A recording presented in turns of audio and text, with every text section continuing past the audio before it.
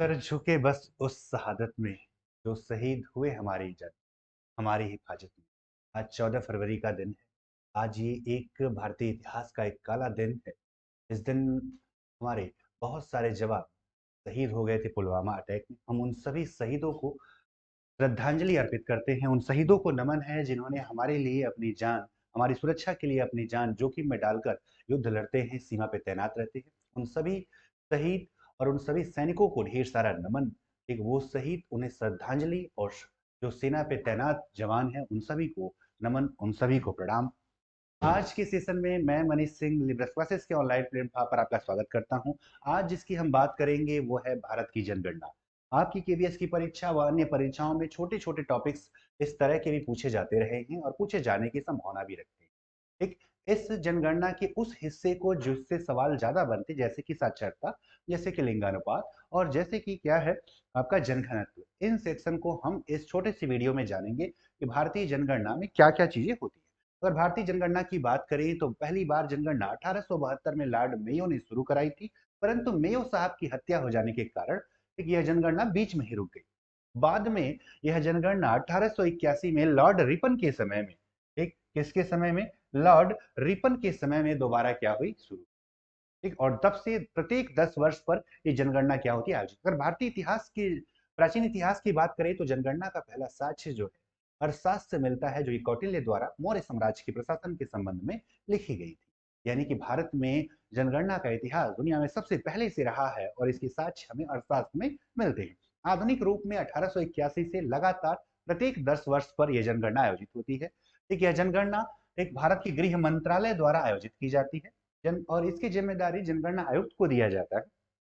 जो कि जब ये जनगणना शुरू हुई थी तब लॉर्ड प्लाउडेन इसके क्या थे, पहले जनगणना आयुक्त। और वर्ष 2011 में जो जनगणना हुई उसके एक जनगणना आयुक्त थे सी चंद्रमौली साहब। वर्तमान में याद रखिएगा 2021 में डॉक्टर विवेक जोशी, यानी कि इस समय भारत के जनगणना आयुक्त कौन है, इस समय भारत के जनगणना आयुक्त हैं विवेक जोशी जी। एक पहली दस की जनगणना 1881 में लॉर्ड रिपन के समय हुई थी, और 2001 में जो जनगणना हुई थी वो पहली बार कंप्यूटरीकृत जनगणना हुई थी। कौन से साल में, वर्ष 2001 में। याद रखिएगा, टॉपिक हैं छोटे छोटे लेकिन आपके लिए बहुत ही ज्यादा महत्वपूर्ण है। सवाल छोटे छोटे ही हैं लेकिन परीक्षा की दृष्टि से बहुत ही ज्यादा क्या है, महत्वपूर्ण है। चलिए देखते हैं आगे क्या क्या है। ठीक, 2011 की जनगणना की अगर प्रमुख चीजों की बात करें तो इस जनगणना का नारा क्या रहा है, हमारी जनगणना हमारा भविष्य, हमारी जनगणना हमारा भविष्य। इसका शुभंकर यानी लोगो हाथ में संगणक लिए हुए, हाथ में संगणक लिए हुए एक शिक्षिका, हाथ में संगणक यानी कंप्यूटर कहा जाए या गणना करने वाला यंत्र कहा जाए, उसको लिए हुए कौन, एक तो याद रखें एक शिक्षिका इसकी क्या रही है, शुभंकर यानी लोगो रही है। ठीक, भारत की यह जनगणना 2011 में जो हुई, यह जनगणना पहली बार उस क्षेत्र में भी हुई जो कि अंडमान निकोबार के नाम से जाना जाता है। 572 द्वीपों का एक समूह है अंडमान निकोबार, जहां 38 पर आबादी क्या करती है, निवास करती है। कितने पर, 38 पर आबादी क्या करती है, निवास करती है। जनसंख्या की अगर बात करें तो भारत की कुल जनसंख्या लगभग 121 करोड़। ठीक है, हालांकि वर्तमान डाटा के अनुसार आप जानते हैं दुनिया में हम सबसे बड़े ज्यादा जनसंख्या वाले देशों में अब क्या हो चुके हैं, शुमार हो चुके हैं। जनसंख्या की वृद्धि से सबसे बड़ा राज्य उत्तर प्रदेश है, जबकि सबसे सबसे छोटा राज्य कौन सा है, सिक्किम है। एक जनसंख्या की दृष्टि से सबसे बड़ा राज्य कौन सा है, तो वो है आपका उत्तर प्रदेश, जबकि छोटा राज्य कौन सा है, सिक्किम। मात्र 6 लाख के लगभग आबादी है कहां पर, सिक्किम में। उत्तर प्रदेश में 2011 में 20 करोड़, वर्तमान में 24 करोड़ के आसपास। भारत में विश्व की लगभग 17.5% जनसंख्या निवास करती है।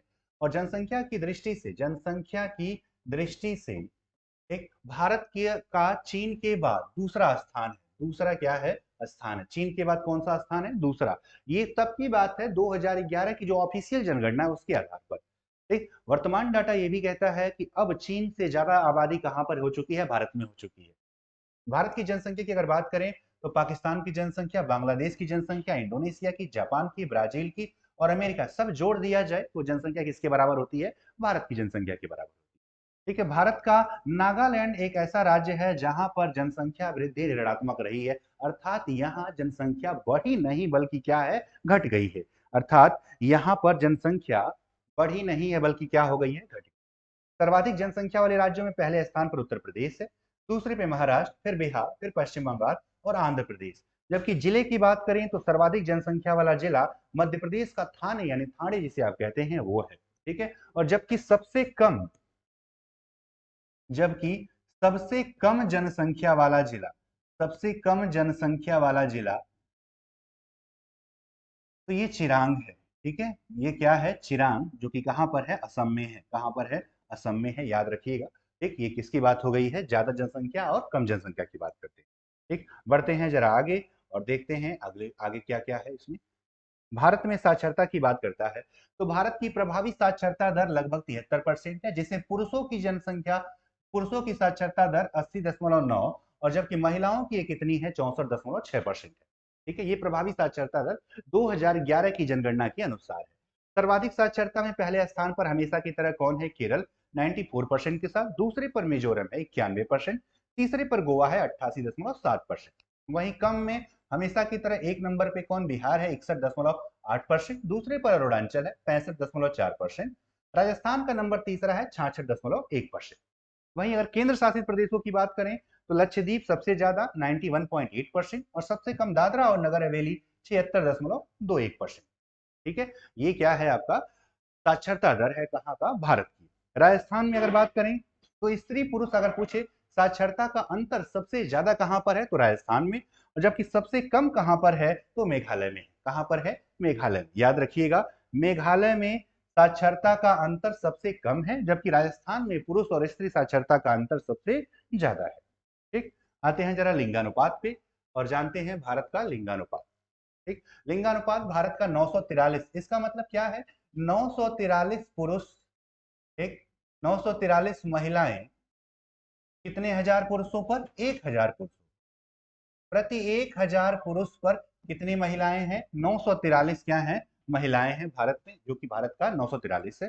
सबसे ज्यादा लिंगानुपात जो है केरल में है 1084 है, जबकि न्यूनतम लिंगानुपात हरियाणा में कितना है, एक 879। ठीक, हरियाणा में कितना है, 879 है। न्यूनतम लिंगानुपात हरियाणा में 879 है, जबकि सर्वाधिक लिंगानुपात केरल में 1084 है।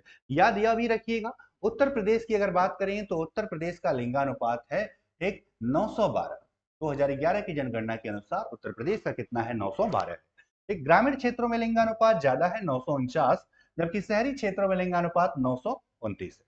यदि केंद्र शासित प्रदेशों की बात करेंगे तो सबसे ज्यादा पुदुचेरी में 1037 है, जबकि दमन एंड दीव में कितना है, 618। कितना है, 618 लिंगानुपात है। ठीक, तो याद रखिए डाटा छोटे छोटे हैं पर हैं काम के।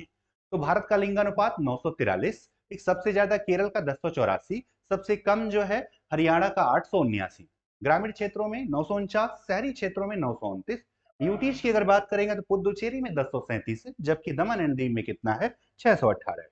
ठीक है, चलिए जरा आगे देखते हैं जनघनत्व। उसकी बात, जनघनत्व अंतिम आंकड़ों के अनुसार भारत का जनघनत्व 382, इसका मतलब 382 व्यक्ति जो है प्रति वर्ग किलोमीटर, प्रति वर्ग किलोमीटर में क्या करते हैं, निवास करते हैं। यानी 1 किलोमीटर एरिया में, 1 किलोमीटर एरिया में 382 लोग भारत का औसत जनघनत्व है, जबकि सर्वाधिक जनघनत्व बिहार में 1106 है, दूसरे नंबर पर पश्चिम बंगाल 1028, दिल्ली का 11320। यूटी में सबसे ज्यादा किसका है, दिल्ली का है। यूटी में किसका है, दिल्ली का 11320। राज्यों में किसका है, बिहार और किसका, पश्चिम बंगाल है। वहीं पर न्यूनतम की अगर बात करें तो राज्यों में सबसे कम है अरुणाचल का, फिर मिजोरम का, और जबकि यूटी की अगर बात करेंगे तो किसका होगा, अंडमान निकोबार का, मात्र 46 है। एक यूपी का अगर पूछ दे आपसे तो 828, याद रखिएगा। यूपी का जनघनत्व कितना है, 828। जनघनत्व की बात कर रहे हैं तो भारत का जनघनत्व 382 है, सर्वाधिक जनघनत्व बिहार का 1106 है, सबसे कम जनघनत्व अरुणाचल का 17 है। यूटी में सबसे ज्यादा दिल्ली का 11320 है, जबकि अंडमान निकोबार का मात्र 46 है। ये किसकी बात हो गई, जनघनत्व की बात हो गई। ठीक है, इसी तरह के कुछ और तथ्य देखते हैं और क्या क्या है। एक, भारत में सर्वाधिक अनुसूचित जनजाति किस राज्य में, मध्य प्रदेश में, क्योंकि जंगल कहां पर ज्यादा है, मध्य प्रदेश में। न्यूनतम अनुसूचित जनजाति कहां पर है, गोवा में।